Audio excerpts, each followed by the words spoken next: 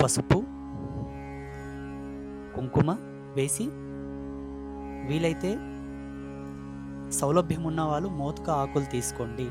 ఒకవేళ సౌలభ్యం లేని వాళ్ళు తమలపాకులు తీసుకోవచ్చు, అభ్యంతరం ఏం లేదు.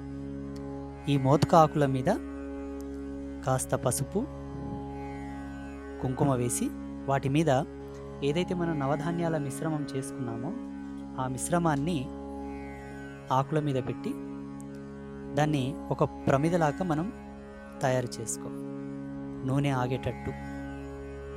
ఇలా ప్రమిద చేసుకున్న తర్వాత అందులో నెయ్యి పోయాలి, దేశవాళీ ఆవు నెయ్యి. ఆవు నెయ్యి పోసిన తర్వాత మీకు వీలైతే 5 ఒత్తులు వేసుకోవాలి. ఇలా 5 ఒత్తులు వేసుకున్న తర్వాత ఆ ప్రమిదకు పసుపు కుంకుమ బొట్లు పెట్టాలి.